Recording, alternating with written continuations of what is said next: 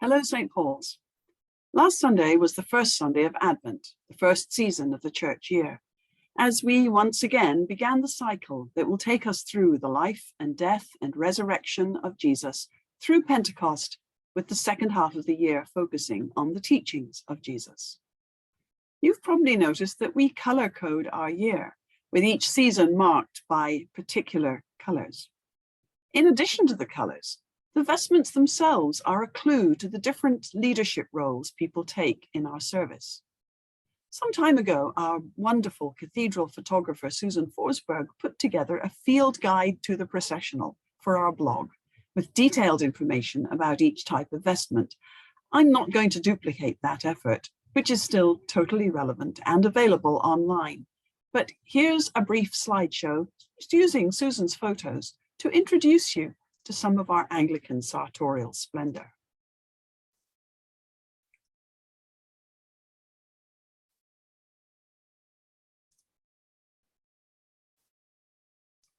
This picture shows some of our choir members in cassock and surplice, a distinctively Anglican outfit for lay people leading the music in our worship.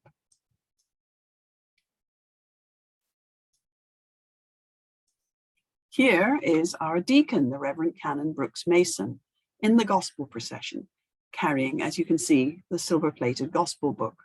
He's wearing a plain white robe, which is known as an alb, and it symbolizes baptism and can be worn by all baptized Christians. You'll see it worn also by our altar servers or acolytes, the lay people who assist with the procession and communion preparation.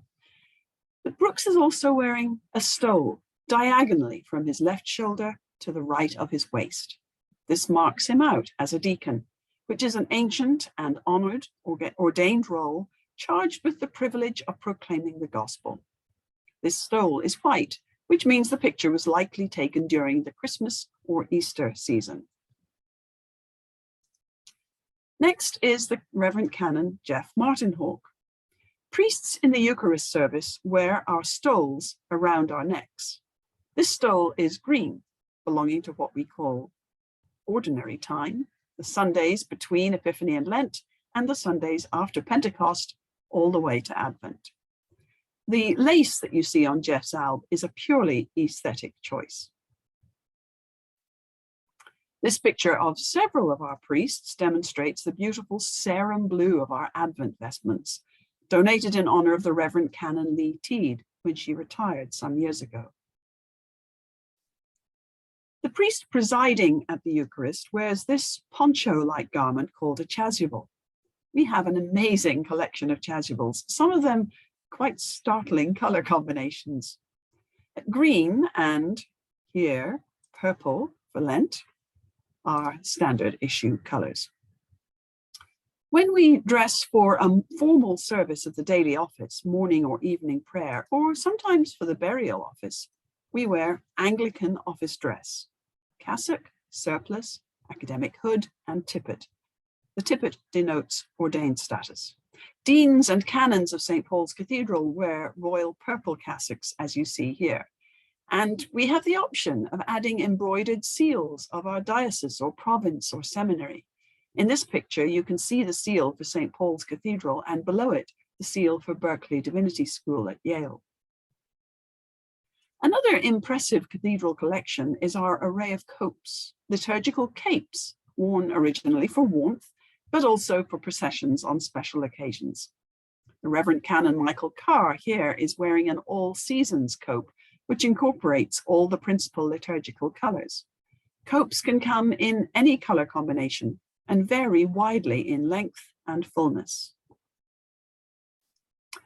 Here, our Canon Verger, or Dean's Verger, Lisa Churchill, is wearing festive Verger apparel. A purple cassock for her status as keeper of the liturgical peace, hence the stick or verge in her hand, a red and grey anthem or shamir, identifying her as the head verger, and a white bow tie, an unofficial adornment our own St. Paul's Vergers add on Christmas and Easter. Stephanie Pierce's shamir is white, like the rest of our vergers, other than the head verger. If Stephanie were still in training, which would mean that she'd be known as a sub-verger and her cassock would be black. Incense is always optional in Episcopal worship, but we routinely use it except in Lent. The person carrying the incense is known as the thurifer, from the Latin for incense, thus, thuris, and ifer for the bearer. Thurifer Judy MacDonald is wearing a black cassock and a cotta, which is a short version of the surplice, and more practical when you're swinging a pot or thurible full of burning charcoal around.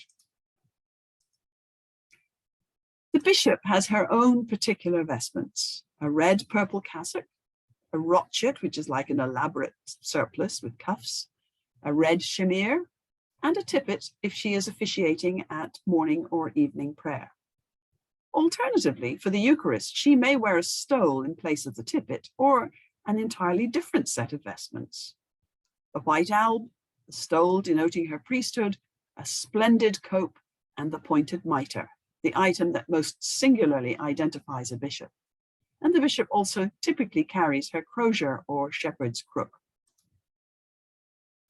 Finally, as a footnote, in some churches you may see what is known as a fiddleback chasuble, modelled here as part of the liturgical fashion show we enjoyed in 2019. The fiddle shape isn't as pronounced in this example as in some. The model here is also carrying a maniple, a stylized towel symbolizing the servant ministry of ordained persons. So there you have it, a short summary description of the major vestments worn in our liturgies. For more detail, you can go to stpaulcathedral.org/field guide to processional, or if you want to see more of our unique vestments, look in the Cathedral's Flickr account for the liturgical fashion show from October 2019. See you on Sunday.